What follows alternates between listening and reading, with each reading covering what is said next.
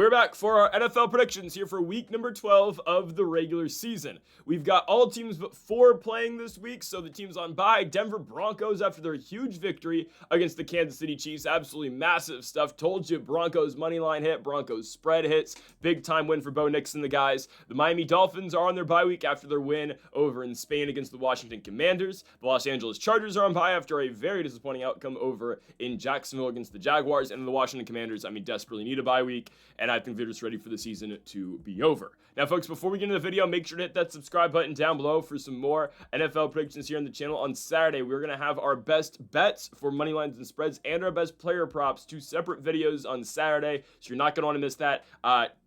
Noon and 5 o'clock on Saturday, we'll have our best bets and our best player props. Also on the channel, daily college basketball best bets daily, NBA best bets, and also our college football predictions were posted yesterday. That's over 4 hours of college football week 13 predictions. Every single game on the college football slate is covered in that video, so you're not going to want to miss that, linked in the description down below. Also on Greedo Plays MMA, our UFC fight at Qatar. Full card predictions. Arman Sarukian takes on Dan Hooker in the main event in the UFC's first ever event from Doha, Qatar. Okay, on to the first of our 14 games this week in the NFL, kicking things off with the Buffalo Bills taking on the Houston Texans on Thursday Night Football. So we've just gotten confirmation that CJ Stroud is not playing this game.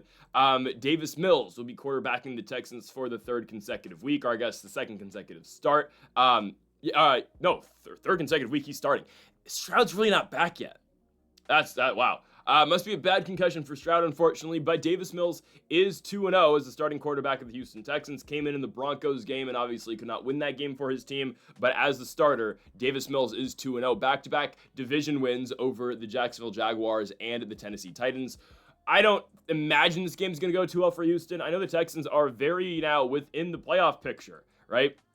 Houston's a team that finds themselves at 5-5, and they're a game out, really, of the playoffs behind the Jacksonville Jaguars. They're currently the 8th seed in the AFC, actually ahead of the Kansas City Chiefs. I don't think they're going to win this game. I think Buffalo is going to get Houston in this spot. The Bills are such a confusing bunch because, that game in Miami was just atrocious, and they come back home, albeit against a bad defense in the Tampa Bay Buccaneers. Well, let me clarify. A bad secondary and a good pass rushing team in the Tampa Bay Buccaneers. Buffalo picks up blitz well, and they obviously beat Tampa 44-32. I don't know if I can trust this team on the road. They've lost a couple road games this season. Obviously only 3 losses, but they've lost in Atlanta, lost in Miami, and now they go on a Thursday night to Houston. They should beat the Texans. I'm just a little concerned about Buffalo going forward in the postseason on the road. And again, I have all the confidence in the world in Josh Allen, but he's going to have to go to potentially Indianapolis in the playoffs. He's going to have to go to New England, to Denver. It looks like if they do see the Chiefs, which probably would not be until an AFC Championship game, that game would be in Orchard Park. But we'll see. They are 2 games back of the Patriots, and obviously they can get one of those back by playing the Patriots later in the year. We shall see. Again, we will wait for that, but right now the Patriots do have 2 games on Buffalo, even if Buffalo beats them the second time this year, because the Bills have a worse division record than the Patriots. That's the second tiebreaker after head-to-head. So the Bills need to find a way to make up 2 games on New England. They can get 1. They need the Patriots to lose a game down the stretch. Again, we shall see if that happens or not. If not, right, the Bills are going to be going on the road in the playoffs. I think they beat Houston here. Again, I keep saying it, but Josh Allen at his best is the best quarterback in football. If he puts it all together, 6 total touchdowns last week? Absurd stuff out of Josh Allen. Obviously kind of out of the MVP race because of his couple bad games this year. The Miami one is the biggest example of that, as it looks like now again, it's pretty much a 3-man race for the MVP. That's, of course, Matthew Stafford, Drake May, and Jonathan Taylor. Even though Josh Allen's still 3rd on the MVP odds, above Jonathan Taylor. It goes Stafford, May, Allen, Taylor, Mahomes, Hurts. What? Okay. Then Goff? I love Jared Goff, really? Over Sam Darnold? Okay. And Bo Nix? Okay. Anyways, I think Buffalo absolutely puts it on. Houston, Jalen Petre's still out. Jalen Petre's out this week as well for the Texans. They put together back-to-back wins, which are great. They played a life-and-death game in Tennessee against the Tennessee Titans, which, you got to win those games. But I don't expect the Titans. The Titans have not been anything this season. Going to Nashville can be a little bit difficult. And we thought the Titans were going to cover that spread, and they did. I believe we had Titans spread. Yeah, I'm pretty sure we did. I'm going to take Buffalo here. The Bills have only lost 3 games this season: New England, Atlanta, and Miami. There's a chance the Bills don't lose again for the rest of the season. I don't think they're going to go to Pittsburgh and lose next week. I mean, I know, again, they lost to Miami. I think the Bills shouldn't lose again for the rest of the year. They should go 14-3. It's just a matter of, will the Patriots lose 2 games? Again, we'll see about that. I'm going with Josh Allen, though, and the Bills to win and cover this football game. Line's 5.5. I think it's an easy cover.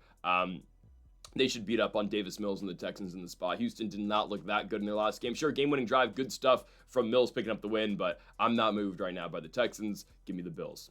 Next up, we go on to the Sunday games. We kick things off in Chicago, Illinois for the Chicago Bears and the Pittsburgh Steelers. I think the biggest storyline in this game is Aaron Rodgers playing? I immediately thought, and the reports immediately coming out of that game last week that Pittsburgh had against the Cincinnati Bengals was that Rodgers is probably going to be out a couple weeks. May need surgery, but he's going to be out a couple weeks. The new report is that, or from Mike Tomlin, that Rodgers does not need surgery and may play this week. He needs clearance. I don't know. And obviously, Rodgers has a storied past of owning the Chicago Bears. Obviously, the last time he played here was the I Still Own You game. I believe it has to be, yeah. Or no, he played one more year after that. Was he hurt? No, he did play one more time in Chicago. Regardless, though, he has owned the Bears his entire career. We know it. Now, obviously, with Pittsburgh instead of Green Bay. I don't think Rodgers is going to play. I don't think so. I know Pittsburgh's in a situation where they need to win every single game, but at the end of the day, you have a 41-year-old quarterback who you are debating whether or not needs surgery, and at what percent is he going to be on the road in Chicago this week? I know they need everyone they can get because the Baltimore Ravens are now only a game back of them. I don't know who has the tiebreaker right now. I think it's Baltimore, actually. Regardless, those 2 teams are going to play twice at the end of the season, and those are the games that really matters. So both teams obviously control their own destiny to the playoffs. I think Pittsburgh's going to go with Mason Rudolph this week. But even if Rodgers plays, I'd still take the Chicago Bears. I think the Bears right now are playing great football. We had them last week. It was one of our best bets to take the Bears to go to Minnesota and beat the Vikings, and obviously that happened. Cairo Santos with the game winner. I got a little scared the Bears were going to choke that game, but the cardiac Bears find ways to win every single week, right? It is competitive. There are competitive games. Bengals, Giants, Vikings, they are down in the fourth quarter in all of those games, and they find ways to get it done. Got to give the team credit, man. Ben Johnson, Caleb Williams, they've got the Chicago Bears in first place right now in the NFC North. Now, do I think they hold on to first place in the NFC North? No. I know the Lions have not looked good. I still believe the Detroit Lions are going to win the NFC North. I think the Packers are going to miss the playoffs. I still believe that. I know they beat the Giants last week. That's still my thoughts on the NFC North, and I know that can obviously change. But I think the Bears are going to be a wild card. I think the Lions are going to find a way to win that division. They still get to play the Bears again this season. The Lions actually still control their own destiny. They should be fine, I think, but maybe not. I don't know. There's been a lot of talk about Jared Goff. I still think Goff's going to be fine. I think he just had a bad week against a really good Philly defense, and that Philly defense is going to give teams trouble in the postseason. We shall see. Anyways, though, I'm going to take the Bears this week. The Bears are looking really good. Again, no doubt, I think this team is a postseason squad. I think we're going to learn a lot about this team on Black Friday next week in Philadelphia. It's going to be a big game. But Caleb's playing all right. The run game's looking good between Swift and Manungai. I like the Bears. I came into the season being very negative on Chicago. They started the year 0-2 like we thought they were going to, and they've pieced together, 7 out of their last 8 victories, right? The only loss is in Baltimore to a Tyler Huntley-led Baltimore Ravens team, which was a little concerning at the time, but Chicago's playing great football. And I look at the Pittsburgh Steelers. I don't know what to expect out of the squad. Yeah, they beat Cincinnati last week. That was a bad read on my end. Don't get me wrong, though. That game between Cincinnati and Pittsburgh was very competitive. It got away from the Bengals in the fourth quarter, but Cincinnati's down 12-20, and they're driving in the fourth. Joe Flacco. No, it was 9-13, in the third quarter. Flacco's got him working downfield, and he throws the pick six to the former Lenore Ryan, secondary, or I guess DB, and Kyle Duggar. And it sucked, right? But that game was really competitive until Flacco threw the pick six. And actually, the Bengals did drive down the field, kick a field goal, make it a one-score game again. And then Mason Rudolph and the Steelers put him away. And if you're the Bengals, right, you can't score just 12 points and win a football game because of how bad your defense is. Ultimately, your defense still gives up 27 points in that game. Anyways, though, I'm taking the Chicago Bears. I think the Steelers, they look all right. You still, again, you beat it up on a Bengals team. Good on you. I think going on the road to Chicago is going to be difficult, especially without Aaron Rodgers like I am anticipating. And I do believe the Chicago Bears are going to win the football game. So I'm going to take Chicago to win and cover the 3 points. -3 for the Bears at home to go to 8-3 on the season. Do I think this holds? I don't know if they can go to Philly and win. I don't know if they can even go to Green Bay and win. They still got to go to San Francisco at the end of the year. They have a game at home against the Lions at the end of the year. They play the Browns, who actually might be difficult. I don't know. We'll see about Shador. They have a home game against the Packers. I mean, there is not an easy week coming up for the Bears. Good on them. They've gotten to this point. Can they hold on is the question. We shall see. Anyways, I'm taking Chicago -3 at home to beat the Pittsburgh Steelers. Next up, we go on to Cincinnati, Ohio for the Cincinnati Bengals and the New England Patriots. I still think the Bengals cover. I know Jamar Chase has been suspended. I think this line's now actually at 8.5 instead of 7.5, even better for us. I think the Bengals cover. I think they give the Patriots problems at home. I still believe in that offense. I know they did not have a great night against the Pittsburgh Steelers. It was an off day for Joe Flacco in the offense. I think they will be back this week against the Patriots. Do I think they win? The answer to that question is no. Oddly enough, the Jets did put together some drives against the Patriots. They did put drives against the Patriots together. I know they couldn't always finish those drives, and there were some mistakes made, obviously, by Justin Fields to the point where now the Jets are going back to Tyrod Taylor as their starting quarterback, which that's an issue in its own right. I don't hate the move. I don't think the Jets are very good. I just don't want Fernando Mendoza to end up in East Rutherford. Anyways, though, I think the Bengals will play a better game this week against the Patriots. The Patriots are good. I think their defense is a little overrated. I think their team's a little overrated. I'm just going to be honest. I think Drake May's great. I think Drake May, if I had to vote for MVP, I would vote for Drake May over Matthew Stafford. I think what he's been doing this year is incredible. They are slightly overrated, though, and I can't deny that. I like what the Patriots have been doing. I like Vrabel. Again, I like Drake May quite a bit. I like what Travion Henderson is doing. I think Diggs have been having a great season. I do believe it's a little overrated because of their schedule. And don't get me wrong, the schedule doesn't get harder. And this is where, if you're Buffalo, you're thinking, where do the Patriots lose their next game? Well, the game that the Patriots could lose would be in Baltimore on week 16. If you're the Bills, you have to win out. And I don't think the Patriots lose to the Bengals. I don't think they're losing next week on Monday night at home against the Giants. And they enter a week 14 bye week. Week 15, they could lose to the Bills. And if you're the Bills, you have to win that football game. And then in Baltimore is the next one the Patriots could lose because they end the season against the Jets, on the road, and at home against the Dolphins. They're not losing either of those games. So the floor for the Patriots this season is 13-4, which is absurd. This is like Brady-esque stuff and incredible stuff out of New England. But if you're the Bills, you are hoping Lamar Jackson and the Ravens can get them after, again, Allen and the Bills play them the week prior. The Patriots should beat the Bengals. I do believe, though, the Bengals are going to score points. I know the Patriots defense has been playing well. They don't really give up many points. I think the most points they've given up all year long is 27 to the Dolphins in week 2 on the road. I think the Bengals are going to break that. I think the Bengals do get in the 30s, which might be kind of a hot take. I know with no Jamar Chase because of him spitting, obviously. Or was it spitting or did he spit on? I think it was, right? Did he spit or did he... Yeah, he spit, okay. He spit on Jalen Ramsey. Ramsey gets ejected for punching him, but yet, the referees don't see the spit from Chase. Chase gets suspended a game now, obviously. Don't forget, I know this is probably not being talked about because the Bengals lost. Cincinnati, their path to the postseason is still there. Now, unfortunately for them, they just have to win out. And the thought process going into this, brutal 3-game stretch with Pittsburgh, New England, Baltimore was you have to win 2. You have to win 2, and then Burrow comes back for week 14, and then anything can happen. I don't know. I mean, yeah, they have to be the Patriots this week. And here's the thing. Is Burrow even going to come back at the end of the year if they don't win this game? I think he's probably still will because it's Joe Burrow. And they want, obviously, Burrow back and sell tickets and whatnot. I don't think they'd be the Patriots. I think they can play it tough. I think they're going to play this game very tough, even without Jamar Chase. You're going to see an uptick in targets for a guy like Andrea Yoshivas, obviously T. Higgins as well. I just don't think they win. I think they play it close. I really think so. I think this game means a lot to Cincinnati. I think they have a much better effort than they had last week. And in the Flacco era, they have played fairly well at home. I know they choked that game against the Jets, and they choked it against, didn't choke it against the Bears. The defense choked it against the Bears. The defense choked it in both games. And that's my thing. The defense doesn't play well, but the offense plays a lot better at home. And I think they will come through. Look at the Pittsburgh Steelers game. Again, with Flacco at quarterback in Cincinnati, they've played really well. They're going to play well this week against the Patriots. Will they win it? Probably not. But I think this is going to be a competitive game, and I'm going to go Cincinnati Bengals spread at home. I think it was 7.5 when I made the graphic. It's now appearing to be 8.5. Even better. Give me 8.5 for the Cincinnati Bengals at home to cover against the Patriots. New England will win the football game. Don't get me wrong. I think the Bengals play it close, and I think we see a really good effort out of Drake May. This is going to boost the MVP push for Drake May this week because he's playing a bad defense, and he should look good. So give me Cincinnati to cover, Patriots to win. Next up, we go to Ford Field. Detroit Lions host the New York Giants. It's been pretty rough for the Lions, man. I mean, I look back to that Vikings loss a couple weeks ago. That's a game that you just can't take an L in. They're 6-4 right now, and what do I think the Lions finish? I don't know. There's a chance they finish with 6 losses.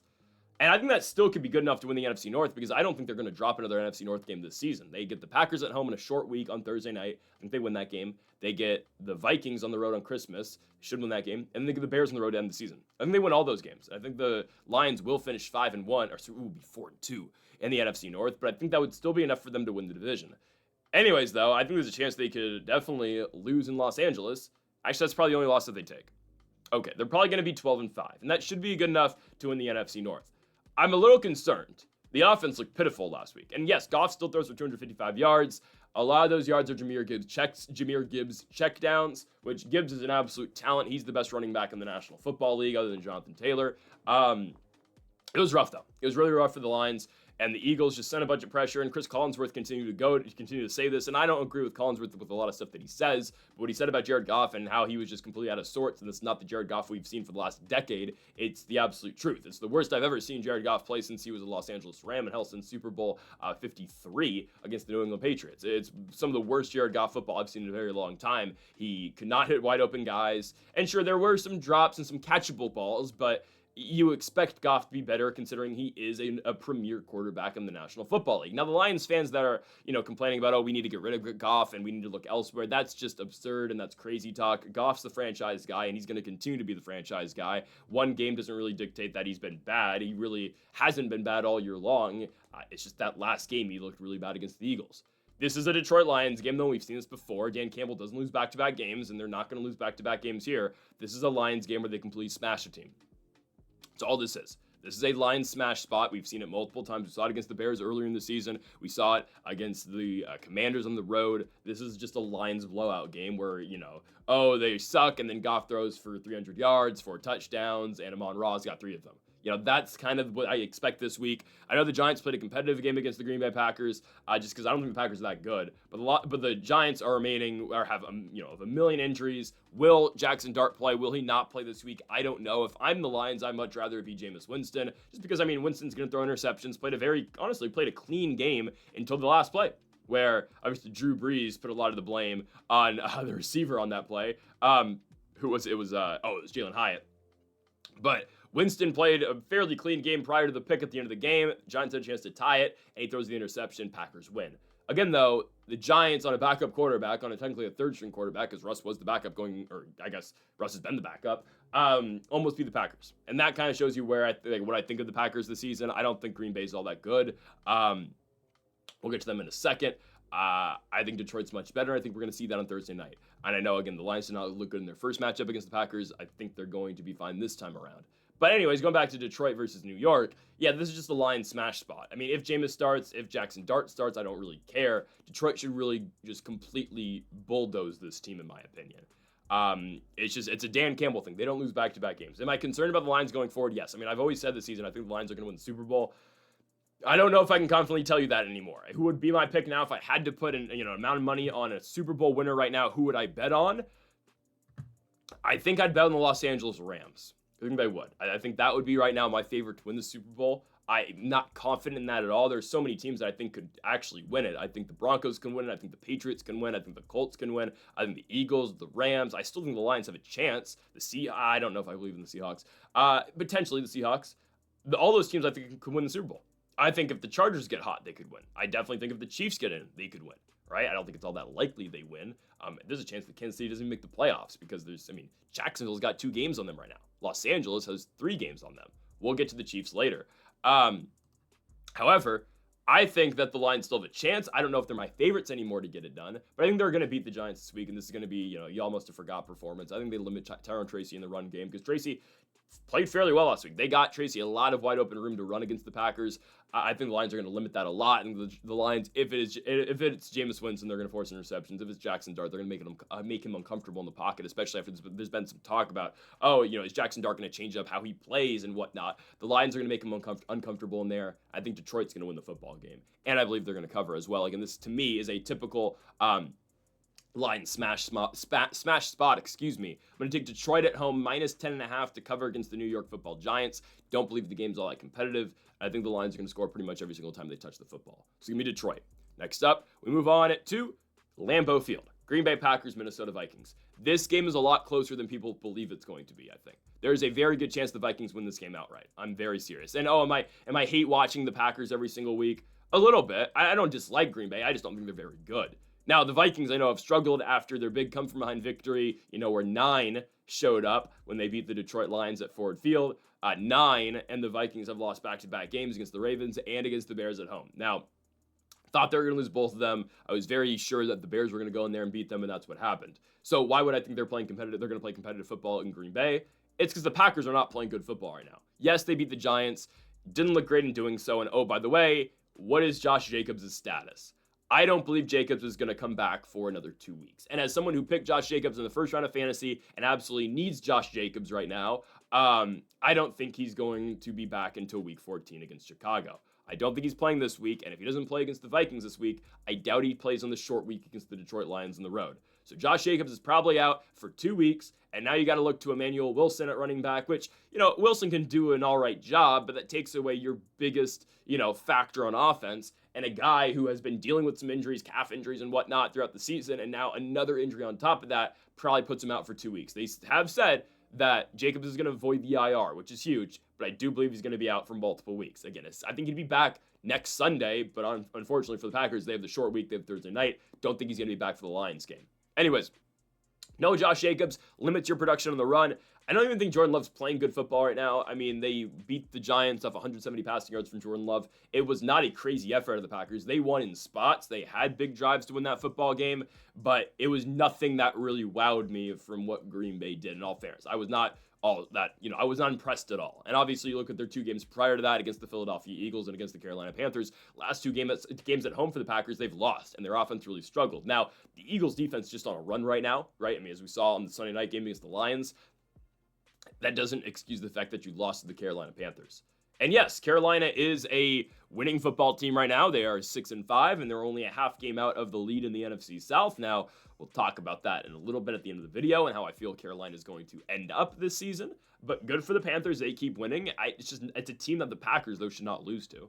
You look at every other playoff team is expected to beat up on the Carolina Panthers, and that includes the NFC South, or NFC North winner, or NFC South champion right now, or reigning champion, the Tampa Bay Buccaneers.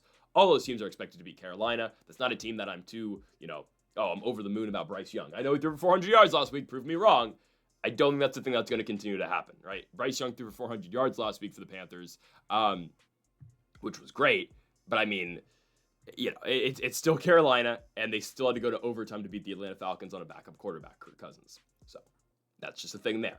Anyways, I think the Vikings are close this week. I know, again, there's been a lot of frustration in Minnesota about, hell, you could see it on field with Justin Jefferson being, frustrated about not getting the football and J.J. McCarthy not finding him. It's a learning curve with McCarthy, man. I really think he's going to be fine. I think next season, McCarthy, in technically his 3rd year in the NFL, his 2nd year starting, is going to be a lot better. It's a growing process with Minnesota, and unfortunately, that's what the Vikings have put themselves in. If you kept Sam Darnold, you'd be expected to win this season.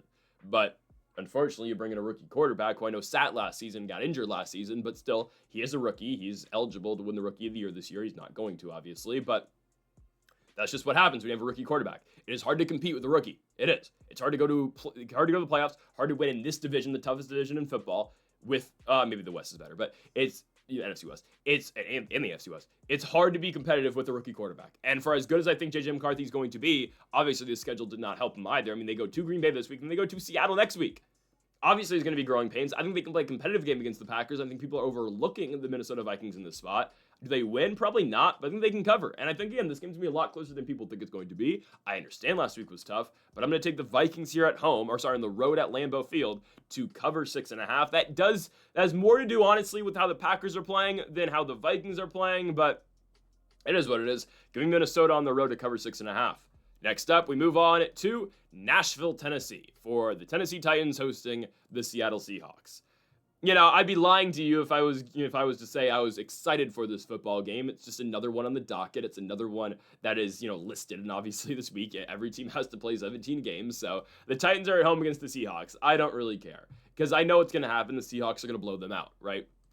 We've seen this time in and time out this season with Seattle. They beat up on bad teams, and I'm not hating on it. That's what you have to do, right? If you're a team in the NFL, and if you're a serious team, and We've seen the Lions do this over the last couple seasons. When they get bad teams, they beat them down. Well, that's what Seattle's going to do against Tennessee this week. Right? I know the Titans played a competitive game against the Houston Texans. Well, the Texans have nowhere near the offensive firepower of Sam Darnold, Jackson Smith and Jigba, and the Seattle Seahawks. This offense can go going at all times. And if it's not for a perfectly placed punt last week in Los Angeles by the Rams, the Seahawks probably win that football game. I mean, that was Logan Evans' name, I think. I believe that's the punter's name of the Los Angeles Rams. Is it Logan Evans? No, that's a pitcher on the Seattle Mariners. I'll find it out in a second. But that punt by the Rams at the end of the game was legitimately one of the greatest punts I've ever seen. Ethan Evans, not Logan Evans. Ethan Evans' punt for the Los Angeles Rams was legitimately one of the greatest punts I've ever watched. I mean, it bounces on the 1 yard line, does not hit the pylon, so it's not a touchback, and it's down at the 1 yard line. Unbelievable stuff. And that spot, in that situation, best punt I've ever seen, where ultimately, right, Seattle works the ball down the field, they get it to a 60-yard field goal, and obviously Jason Myers does not hit the field goal, but, I mean, they would have been well into field goal range if Evans didn't have that incredible punt. So, that game's one off the leg of Ethan Evans. That should go to show again. Seattle's still very close to that team. Do I love them in a playoff setting? I don't know. Especially on the road, I don't love Darnold. We saw that last year. They were great in the regular season with Minnesota, and they ended up having to go on the road to Arizona, oddly enough, to take on the Los Angeles Rams, and they lost, right?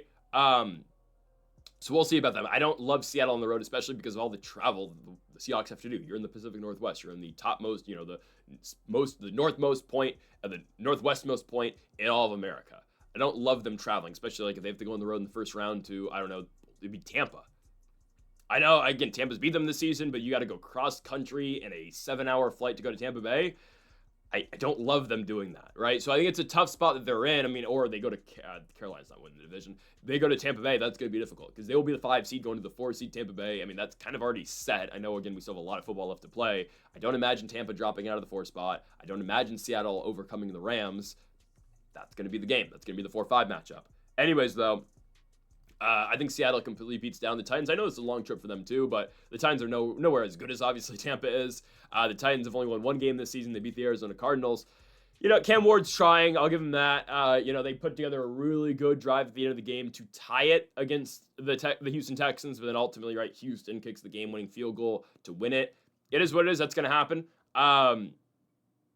We'll see. We'll see with Tennessee. They're a team that's obviously going to have a top pick in the draft. I think they are going to put themselves in a great position to potentially trade that first pick because I think there's going to be a lot of teams. Cleveland, we'll see about Cleveland. New York Jets, Saints, Raiders. There's going to be teams that are going to be looking for quarterbacks. Dolphins, potentially. There's going to be teams that are going to be looking for quarterbacks, and they're going to be willing to pay a pretty hefty price to Tennessee to get the number 1 overall pick.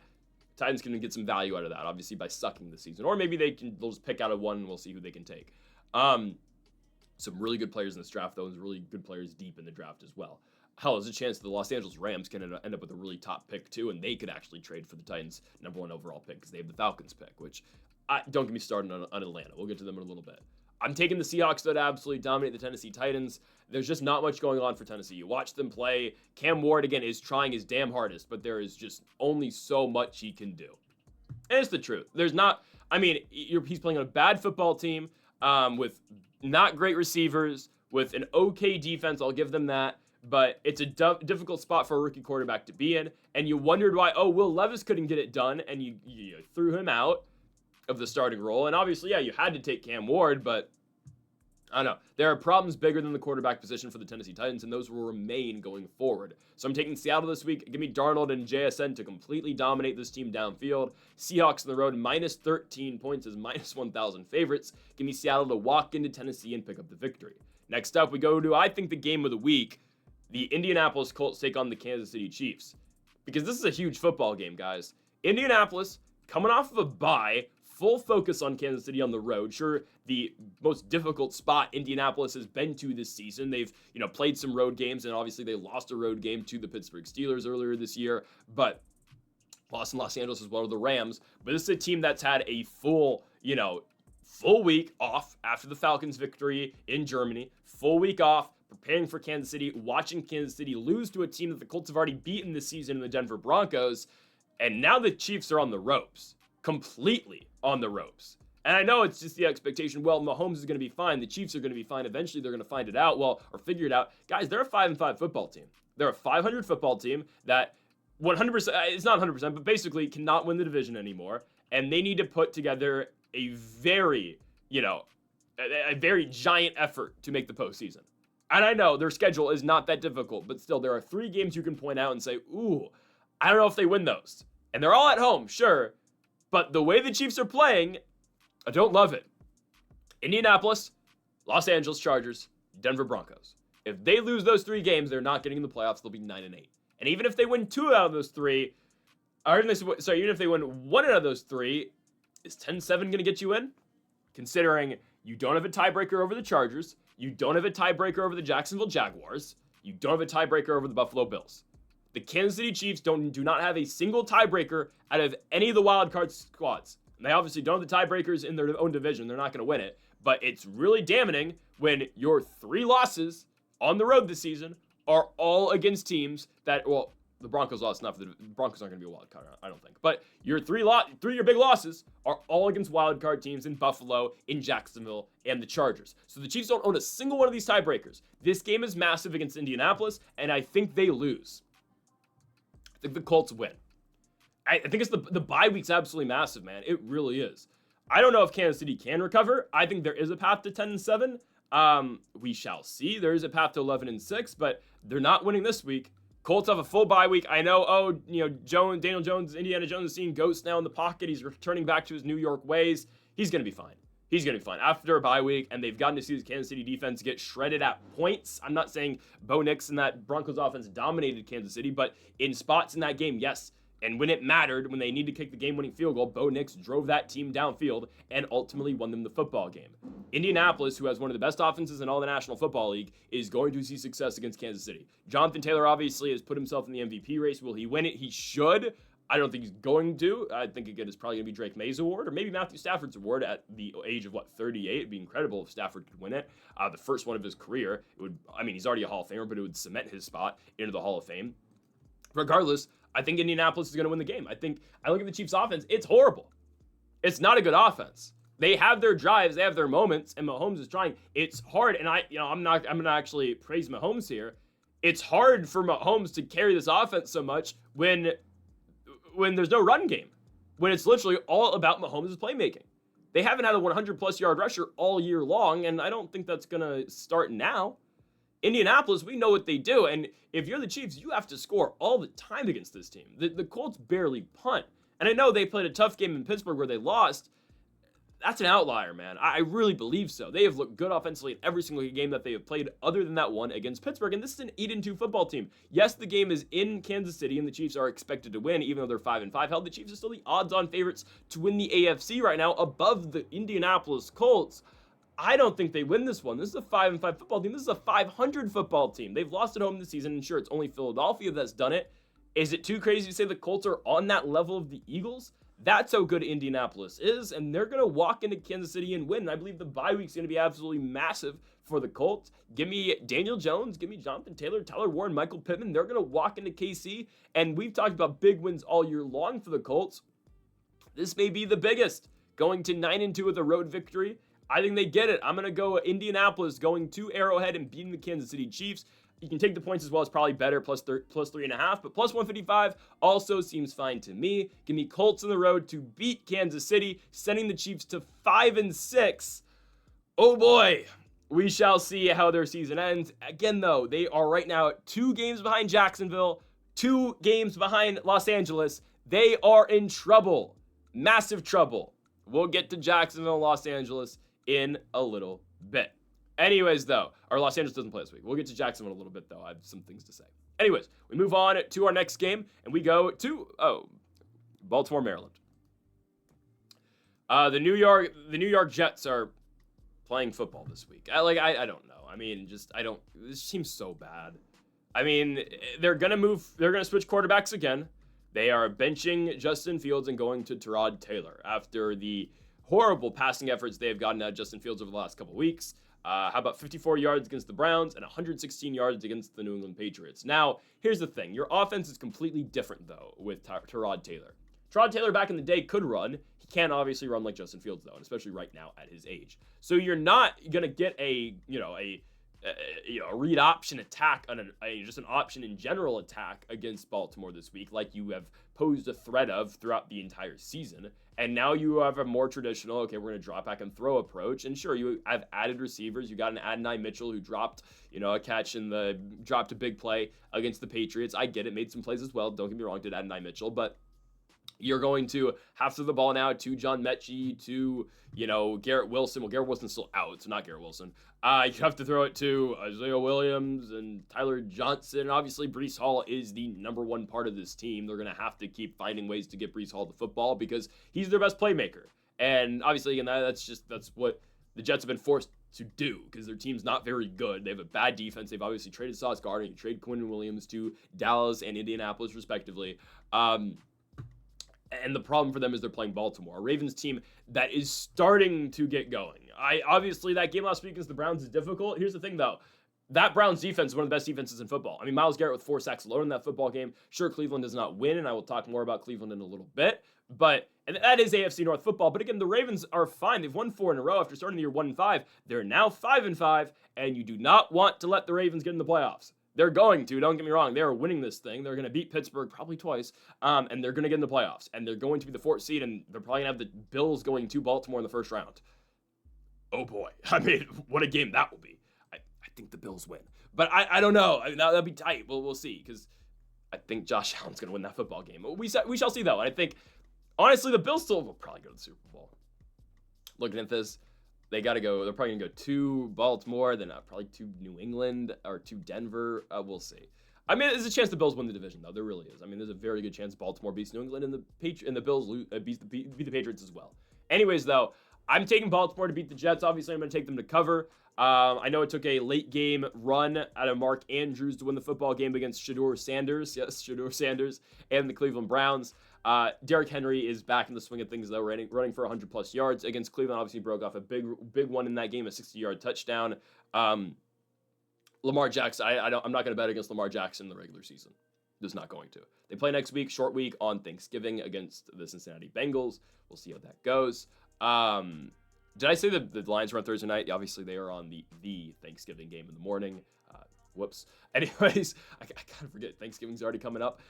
Anyways, I'm taking the Ravens to dominate the Jets. I mean, what do you want me to say about the Jets? Oh, Tyrod Taylor, who I think is better than Fields, honestly, but it's a different offense, and the defense sucks. So, give me Baltimore at home. Say Ravens blowout to go to 6-5 now, and I believe they will take first place now in the AFC North. Obviously, though, that AFC North is going to be determined by what the Steelers and how the Steelers and Ravens match up head-to-head. So we'll see about that. Obviously, the Steelers are very in it. I'm taking Baltimore to win this game at home and cover 13.5 points. Next up, on to the afternoon games. All right, guys. Perfect timing. It's time. Shedeur Sanders finally gets his first career start. I know what you're thinking. Oh, he looked so bad in his last game. All right, hey, off the bench. Cold. Shedeur's never come off the bench in his career. All right, out of nowhere, he's got to play out at halftime. He doesn't get first-team reps. I know not many backup quarterbacks get first-team reps. Regardless, though, all right, I don't care. Ravens are a good defense. It was a weird spot. He's got a full week now to prepare for the Las Vegas Raiders. Guys, we are all in on the Cleveland Browns. We're not. Okay, do not do that. But we are taking the Cleveland Browns this week. 100%. They are not losing to the Raiders. Because you know what, guys? The margin for error for Shedeur this week is actually quite large, okay? They can play really bad offensively and still beat the Raiders because of the Browns' defense. And this is just Cleveland Browns football. And by the way, Shedeur Sanders becomes, the 42nd quarterback in the last 20 years to start for the Cleveland Browns. That is absolutely atrocious. And it's a crazy stat. That guy who's got the jersey of all the Browns quarterbacks, he gets to add the name Sanders now to the list. Let's go. Add it with Gabriel, Zappy, all these guys recently, Dorian Thompson-Robinson, Joe Flacco, Deshaun Watson. Shedeur Sanders gets to add the list of, all the prestigious names who have started at quarterback for the Cleveland Browns. Anyways, though, I think the Browns will win the football game because I don't think Shedeur has to play a perfect game at all. The Raiders can't score. In general, they're not going to be able to score against the Browns. Their entire offense is based around that run game. Well, they try to get the run game going. Obviously, again, their stats may not say they're based around the run game, but if you watch the Raiders play, they are trying to get the run game going, and they're not very successful at that. So, okay, put the ball in Geno Smith's hands, that pass rush, and Myles Garrett having 4 sacks last week. Secondary is not horrible. It's one of the best statistical defenses in all of football, sure, with Houston, but This is difficult. This is really difficult for Geno Smith and the Raiders. Brock Bowers is great, and Geno kind of just eyes in on Bowers the entire game. Geno Smith is he's not a starting quarterback in the NFL anymore. It's the truth. The Raiders will either look for a Kyler Murray, a Joe Flacco, a Mac Jones, or a Tua, or a quarterback out of the draft. My guess actually is they're going to go, I think they're going to get Kyler. I think so. Pete Carroll's not going to wait around for rookie quarterback. I think he wants a guy like Kyler Murray. I don't know if Kyler's the best option. Maybe you go Mac Jones. I don't know if Brady really wants Mac Jones around. We'll see. Anyways, though, there's bigger problems in the quarterback, sure, but obviously Geno's not played good football the same exact time. It's been a pitiful experience to watch football this year in Las Vegas, and the Browns should completely dominate this team. I don't know why the Browns are underdogs. I think Vegas has no faith in Shedeur, and I get it. Shedeur struggled last week. He struggled mightily. Sanders in that game, and I know, again, Gabriel hasn't been good either, but Sanders, goes 4 for 16, and Shedeur needs to stop playing like he's in college and backing up 1,000,000 yards, to avoid sacks. It worked in college. It's not going to work in the NFL. And I love Shedeur. Again, you're not going to find a bigger Shedeur Sanders fan than myself, okay? At the same time, the O-line was not blocking for him. There is a screenshot of 3 O-linemen trying to block a singular end, and, there's a free rusher to the quarterback, okay? They do need to be better. And they need to establish a run game. Obviously, you can't win this game. You don't want to win this game just with Shedeur Sanders throwing the ball 1,000,000 times. You need to get the run game going and then set up everything for Sanders. And that's what they're going to do. I mean, yes, I know, again, the Ravens and the way you beat Shedeur right now is by sending a bunch of pressure. Okay, how do you alleviate that pressure? You're going to have to beat a team downfield once or twice, and then they're going to have to obviously unload the box. It's up to Sanders to do that. Obviously, Max Crosby playing for the Raiders. I mean, you gotta alleviate that pressure somehow. So I do have enough faith in Shedeur Sanders. Yes, he did not play a good game against the Ravens. It was a bad performance, sure. There were a couple drop balls. O-line wasn't really blocking for him. And now he's got a full week of preparation as a starting quarterback against a bad team. Okay? The Ravens are a good football team. Their record does not indicate what they actually are. That's a good football team. The Raiders, their record indicates exactly what they are. And sure, I probably have not been more tapped into a 2-8 versus 2-8 football game. But I mean, this is the game I care the most about in the afternoon spot. I'm watching Red Zone for this game. Hell, I'm just going to turn on this game in general. Right? I mean, there's some other games that I kind of care about, but I care way more about this one than I do Eagles-Cowboys. I'm watching for Shedeur Sanders. I've been waiting all year long for Shedeur Sanders start, and he's going to show up this week, okay? Perfect timing. Let's go. Give me Shedeur Sanders. Sanders and the Browns win. We will be playing plus 135 for the Browns. Keep your points. Win or bust for Sanders this week. This is the week he can prove he's a starting quarterback. If they beat the Raiders, I'm just saying, Shedeur will have as many wins as every other starting quarterback this season for the Browns. That is Dylan Gabriel. That is Joe Flacco. He will have to start the week after against the Niners, but that's not a bad defense to play, okay? If Sanders can win this week, then you get the Niners and then Titans at home. Come on. We need it. We need it, Shedeur. Give me Browns this week on the road. Next up, we move on to another afternoon spot in Phoenix or Glendale, Arizona, as we got the Arizona Cardinals taking on the Jacksonville Jaguars. I feel very confident in Jaguars minus 2.5. We have gone to the Jaguars quite a bit this season when I have considered best bets and whatnot. And again, that video is going to be out on Saturday. I'm very confident the Jacksonville Jaguars win this game. I was very down on Jacksonville after the Houston loss, and I had every right to be. They choked that game, and if they had won that game, guys, Jacksonville's a 7-3 football team right now, and they are basically a surefire shoe-in for the postseason. Still, they are fighting for their lives right now, and I think they still can get in. Their schedule is difficult, though. Still, you have 2 Colts games coming up, and you got a game in Denver. Other than that, though, Jacksonville should win every single game on their schedule, which should put them at 10-7. But again, we talked about the Chiefs. I don't think the Chiefs are going to do any better than 10-7. That's probably the best record the Chiefs can have this season. Jags are the tiebreaker. So even at 10-7, Jacksonville's a really good chance of getting in the postseason. And I think that needs to be talked about Kansas City too. We just assume they're going to be back. We assume they're going to win games. We assume they're going to get in the playoffs. Nothing's really going their way right now in terms of they don't have the tiebreaker on anybody. And yeah, again, we expect Jacksonville to slip up. But what 3 games did the Jaguars lose other than the 2 against the Colts and the Broncos? Maybe the Jags beat the Colts in Jacksonville. I don't know. But we'll just say automatically they lose twice to the Colts and they lose to the Broncos. Well, they're not losing to the Cardinals, Titans, Jets, or Titans. That's 10 wins. How do the Chiefs get in? Do they overtake the Chargers? I don't think so. I'm serious. I think it's a legitimate thing. How do the Chiefs get in the playoffs now? They are still minus 200 favorites to get in the playoffs. Vegas seems to think that it's going to be the Chargers are going to miss out, and it's going to be because both the Chiefs and the Jags are minus 200, and the Chargers are only minus 165. Vegas seems to think it's going to be both Kansas City and Jacksonville that get the wild cards, and the Chargers are going to be on the ones looking on the outside looking in. We shall see. Jacksonville, I can't say 100%. I believe they're going to beat the Cardinals this week. I think this is an automatic spot here. They dominated the Chargers last week. That's the Jags defense that we know of. And maybe it's something about, maybe it's just something about the Chargers going into Jacksonville. We saw it in the postseason, 4 years ago. Not even like Lawrence played a great game. They really got Bashal Tutin going. The rookie, obviously, out of Virginia Tech. Bashal Tutin had his best game as a pro. And at the same time, Travis Etienne also had 75 yards. Both Tutin and Etienne at 75 yards. Absolutely massive for the team. And I like what the Jags are doing right now. Defense looked great. That's a good offense they faced off against in Herbert and the Chargers. And the Jags shut them down. I think the Jags are going to easily beat the Cardinals this week. And yes, Jacoby Brissett just broke the all-time, or the single game in the history of the NFL, single game completion record. He had the most completions out of any single quarterback in NFL history at home against the San Francisco 49ers. He went 47 for 57 throwing the football. Unbelievable stuff out of Jacoby Brissett. It was in a 41-22 loss. That's what happens when you don't have a run game. I know Bam Knight broke off a big run that got called back for a holding call, but that's what happens when you don't have a run game and you just have to rely on the pass game and your defense sucks. And sure, Brissett's making mistakes too. It's not like he's a perfect quarterback. He throws interceptions. The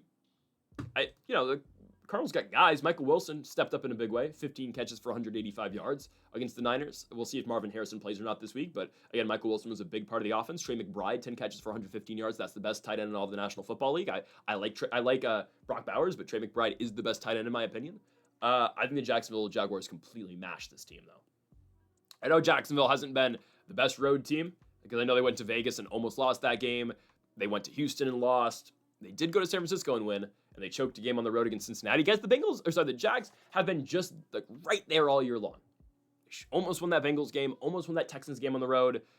That's the difference between being an 8-2 football team and a 6-4 football team. I think they're a postseason squad, even though with the injuries, I understand to Travis Hunter and, a couple other players as well. Defensively, obviously, you got two starters and Travis Hunter on offense and defense. The Brian Thomas, nagging injuries all year long. I still, though, am pretty confident in the Jacksonville Jaguars winning this football game in Arizona. I think the Cardinals make too many mistakes. Yes, they're going to throw the football game long, but it's because they're completely one-dimensional. That's all they do. So I'm going to go Jacksonville on the road to win and cover 2.5 points in Glendale against the Arizona Cardinals. Next up, we go to Dallas, Texas for the Dallas Cowboys and the Philadelphia Eagles. I'm really surprised this line's only 3.5. Really surprised. The Eagles, I know their offense doesn't look great, but now you play this defense, or if you want to call it a defense in Dallas. No, okay, the Cowboys defense stepped up yesterday, forced that big safety at the end of the game to really put it away officially against the Raiders, obviously stuffing Ashton Genty in his own end zone. And the Cowboys won the game 33-16. They forced an interception at the end of the first half against Geno Smith, or I guess someone in the second quarter against Geno Smith. And the Cowboys actually find themselves not too far out of the postseason. They need to start winning, but they're actually, they can get back to 500 here, and if they can keep winning some games, they could be alive. Again, it's a far reach that they could get in, but they need to start, obviously, by beating Philadelphia. Guys, they're not going to. They're not beating the Eagles this week. I get it, games in Dallas. Philly's not going to have any problems in this game, man. Not at all. And it's all with that defense. Back-to-back games where you hold two of the better offenses in football in the Green Bay Packers and the Detroit Lions to 7 and 9 points. And there were a lot of spots for the Lions, don't get me wrong. That game was tight. And yes, Sirianni and the Eagles kind of let them back in that game by going for the tush-push at their own 20-yard line and not getting it, setting up the Lions for that field goal to make the game competitive. And don't get me wrong, was that a pass interference at the end of the game against A.J. Brown or on A.J. Brown? Hell no. A.J. Brown was the one doing the pass interfering. It should have been offensive pass interference, which should have given the Lions the ball back with a timeout and 1:40 seconds left to go. Were the Lions going to drive 80-plus yards and score a touchdown? Probably not, but you just never know. It was a horrible call to end the game. It is what it is. Again, does it change the final outcome? Probably not, but there was a chance, and I thought, at least better than 10% chance, probably, that the Lions can go down the field and score. Okay, a 2-minute offense with Jared Goff, maybe they get sacked twice and lose the game. I don't know, but you never know because they never got the opportunity. Anyways, though, the Eagles have won 4 straight games after losing on Thursday night to the New York Giants, beating the Vikings, beating the Giants again, and beating the Packers and the Lions in consecutive weeks. They will beat the Cowboys, guys. They will. A weird game yesterday between the Cowboys and the Las Vegas Raiders. The whole thing where Pickens and CeeDee Lamb had to sit the first drive because of off the field issues or whatnot, or, locker room problem. I don't know what it was. Interesting spot, don't get me wrong. But Dallas was completely fine in that game. And if I can say anything about Dallas every single game is that their offense is really good. Unfortunately for them, their defense is not that good. And yes, they look good last week against the Raiders, best the Raiders. What are you going to do against a team that's going to run the ball down your throat, that is going to hit you with the short passing game all game long? It's going to be one of the best offensive nights that the Eagles have all year long, and I think some people are going to, I think it's going to be fool's gold of sorts, because then they're going to go play the Chicago Bears next week on Black Friday. We'll see what happens. They're going to go to play the Chargers on the road. They still have to go to Buffalo at the end of the season. I don't think the Eagles are the number one seed in the NFC. I'll say that. I don't believe that they're the number one seed. I believe it's going to be the Rams. I think the playoffs are going to have to go through Los Angeles this year. I think the Eagles are going to have to play in the first round against a team like, I don't know, Chicago, Green Bay, San Francisco. We'll see. But I think the Eagles are going to win this game. I think, again, that offense is going to get going. Dallas defensively is not very good. And, yeah, their offense keeps them in games, but against this defense, I mean, this is an offense that did get shut down by the Arizona Cardinals at home. The Eagles come in. I believe it's America's Game of the Week. I believe it's going to be Tom Brady on commentary and Kevin Burkhardt. I'm going Eagles on the national stage to win and cover 3.5 points against America's team on America's Game of the Week. Eagles on the road, minus 3.5 to beat and cover against the Cowboys. Next up, we go to the Superdome in New Orleans, Louisiana. Two teams that, have no playoff aspirations anymore. The New Orleans Saints hosting the Atlanta Falcons. I don't care, but I'm going to go to New Orleans. I'm just debating whether or not if I'm going to actually bet on the Saints. I'm thinking about it. How about Tyler Shuck, man? I've been a hater of Tyler Shuck all year long. Tyler Shuck is not going to be the quarterback next season of the New Orleans Saints. I can almost guarantee you that. It's not really his fault, though, unless they keep winning, which maybe they do. But I don't think Shuck has done enough to become a franchise guy. I think he's looked good. The game against the Panthers, Shuck looked great. Only scored 17 points. And sure, I mean, that's what you're supposed to do when you're literally older than the guy who you've been backing up, who's been in the league for multiple seasons. And that's obviously the caught commander who got scapegoated. Tyler Shuck's 26. Yeah, I mean, he was in college for 6 seasons. Obviously, he's going to look good.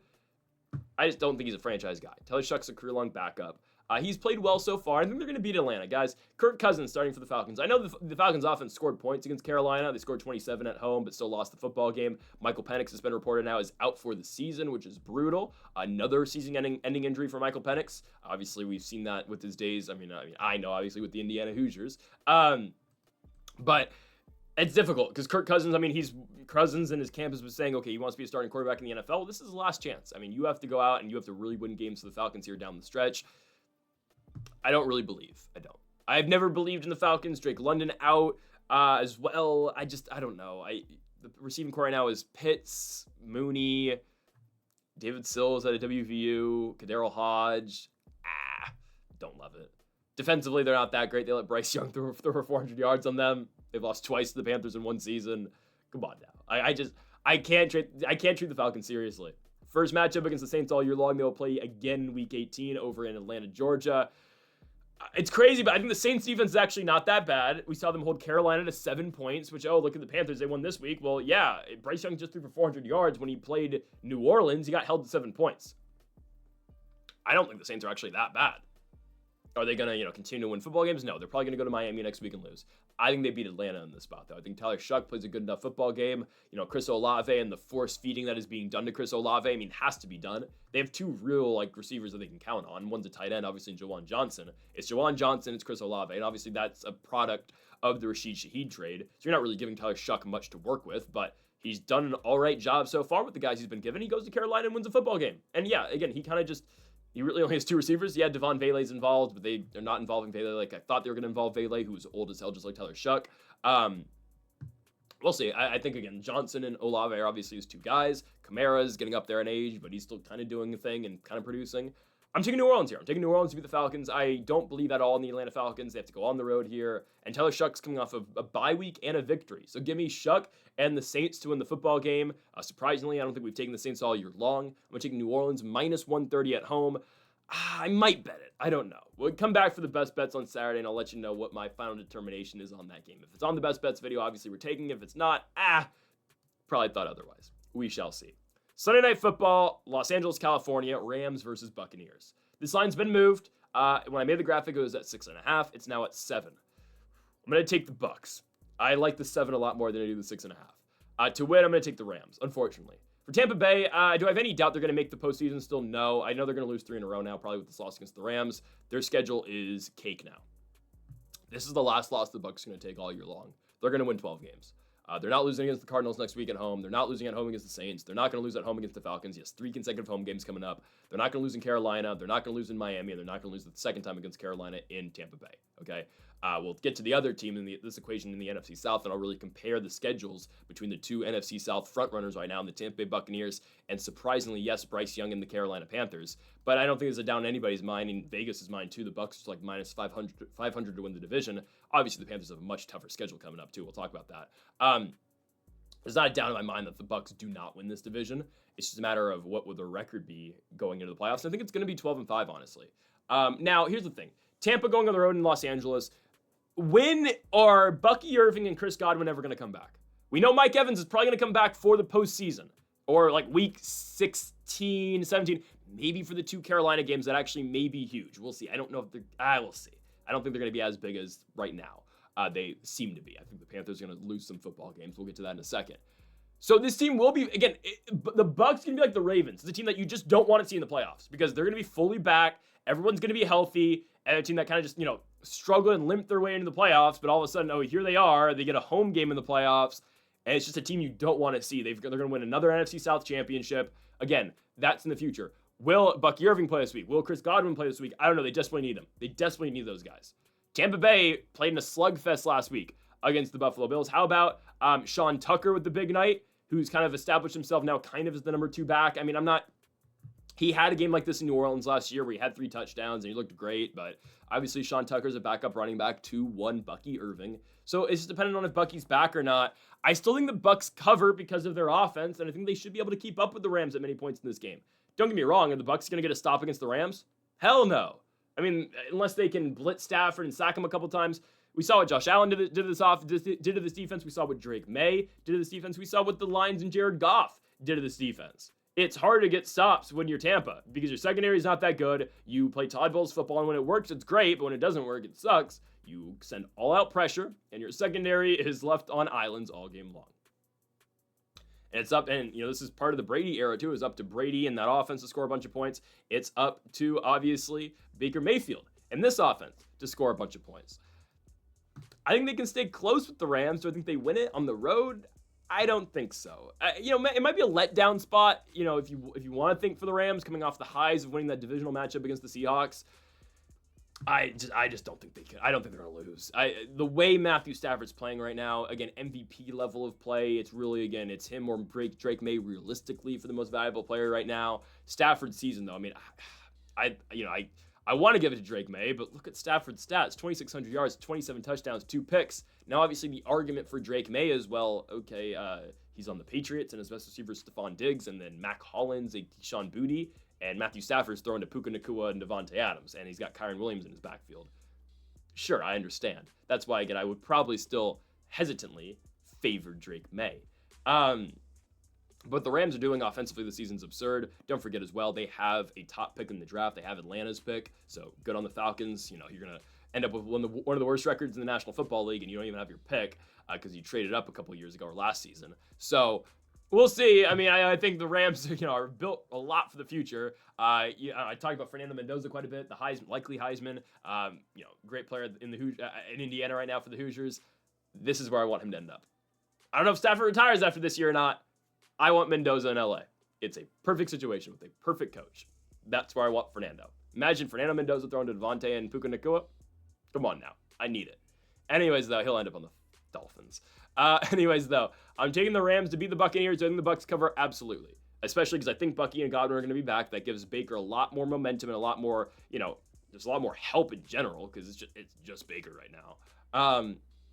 Another tough spot for the Bucs on the road, but I think they'll cover. Are they going to win? No. But here's the thing. They will not lose again for the rest of the season when we compare that to the Carolina Panthers, who basically see the same odds as Tampa Bay in the same situation. 2 NFC South teams going out west on night games, prime time games against the NFC West, against the San Francisco 49ers, in this case for the Panthers, and obviously the Bucs taking on the Rams. So Carolina in San Francisco or Santa Clara against the Niners, I don't think the game's close, okay? The Panthers have been finding ways to win. They're really not that great of a team. Okay. Yeah, they beat Atlanta, but it took 400 yards out of Bryce Young in overtime to beat the Atlanta Falcons, which, all right, awesome. You lost the Saints the week before at home. Now you go to Santa Clara to take on the 49ers, who Brock Purdy's back. Brock Purdy looked really good. As someone who's been a Mac Jones truther, Brock looked great against the Cardinals. So here we go. The Niners should be fine. How many games do they lose for the rest of the season? Max 3? Max 2? Indy, and then probably Seattle or Chicago. They could lose 3. I think the Niners are a playoff team. We shall see. Again, I'm not going to get too in-depth into the wild card race because it's not as easy to break down, obviously, as the division races in the NFC South because, I mean, there's so many moving pieces. Obviously, with the South, it's just the Panthers and the Bucks. But in this particular game, yes, the Niners should win. Niners defense looked good in the first half. Obviously, second half gave a bunch of yards and a bunch of completions to Jacoby Brissett. Ultimately, though, that's garbage time, kind of. And Trey McBride's tough. Obviously, the Panthers have a very talented young receiver in Teteroa and McMillan. Other than McMillan, though, Xavier Legette, Jalen Coker, Rico Dowdle's obviously a part of the offense. Jatavion Sanders, obviously at the tight end position. I don't think Bryce Young's going to go on the road and win a primetime game.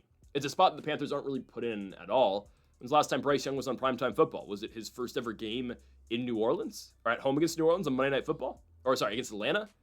They might have had one last year that I just don't remember off the top of my head. Probably a crappy Thursday night game. But I don't even think so. No, the Panthers did not have a primetime game last year. So this is their first primetime game, I believe, I could be wrong, since Bryce Young's debut.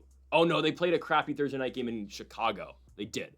So it's the first Thursday night game, or first primetime game they've had in a while. I don't think it's going to go well. I think the Niners at home are going to be too dominant, too good. You look at what Christian McCaffrey's doing. Oh, by the way, McCaffrey against his old team this week against the Panthers. Obviously, I believe he's had to have played Carolina since, right? I don't think he's been back to Carolina, but I think he's played has he not played the Panthers since he's got traded? He gotten traded? Oh my goodness, he hasn't. Ooh, there's something. First Christian McCaffrey game against the Carolina Panthers since the trade. Obviously not at Bank of America Stadium over in Carolina, but first game in general for McCaffrey against the Panthers. So there you go. Brock Purdy's back. He's looking good. Ricky Pearsall's back. I mean, the team's healthy. George Kittle's looking great. Difficult. Now, in terms of when I look at, the NFC South, so we're taking San Francisco to win and we're taking the Niners to cover 6.5 points. In terms of a divisional race, I think it's extremely difficult for the Panthers. I really think so. You compare schedules. Okay, so we're saying both the teams are going to lose this week. So Bucks go to 6-5. Panthers now go to 6-6. Well, Panthers still have to play next week. They play the Rams. They're not winning that game. That's a 6-7 football team. Bucks next week play Arizona. That's a win for them. So they go now to 7-5. Okay, Panthers to the bye week. Bucks instead play the Saints when the Carolina's got a bye week. Bucks go now to 8-5. Carolina comes out the bye week 6-7. You go to New Orleans, you probably win that football game. You're 7-7, even though you lost the first time, but I'll give them that. They go to 7-7. Bucks play Atlanta on Thursday night in Tampa. They win. That's now 9-5. So you got the 7-7 Panthers taking on the 9-5 Buccaneers in Carolina. Even let's see the Panthers win. We'll give it to them. 8-7 Panthers now, 9-6 Bucks. Okay, you're still in it, but then you get Seattle week 17. Do I think they win? Okay, we'll give it to them. 9-7 Panthers. And obviously now the 9-6 Buccaneers. Tampa plays Miami. They're probably not losing that game. And then you come down to week 18, Panthers, Bucks in Tampa. I don't think Tampa's losing. And again, I gave the Panthers the benefit of the doubt of beating the Seahawks. And realistically, they're not beating the Seahawks. So if they lose to the Seahawks in week 17 and the Bucks beat the Dolphins, the Bucks clinch and week 18 no longer matters at home for the Buccaneers against the Panthers. And I gave the Panthers a lot of victories. Oh, I gave them a win in New Orleans. I gave them a win against Tampa. I gave them a win against Seattle. And still they'd have to beat the Buccaneers one more time in week 18. And if they slipped up and lost to Seattle, the Bucks win the division as long as they beat up on bad football teams with Mike Evans back and with Godwin and Bucky Irving back. The Bucks have a very easy schedule going forward after this week. The Panthers have a very difficult schedule going forward after this week, and including this week. So I'm taking Tampa Bay to still win the NFC South, and I believe that the Carolina Panthers will not cover 6.5. I think Brock Purdy, Christian McCaffrey, and the San Francisco 49ers absolutely put it on the Panthers this week at home at Levi Stadium. San Francisco wins and covers the 6.5 points against the Panthers. Folks, thank y'all for watching our week number 12 predictions for the NFL season. If you have not yet, though, make sure to hit that subscribe button down below for more. Make sure to leave a like if you did enjoy the video. Make sure to comment if you did disagree with any of the picks. We'll be back later in the week for our best bets for the NFL and next week as well for week 13 NFL predictions as well. Folks, thank y'all for watching, and Mamba forever.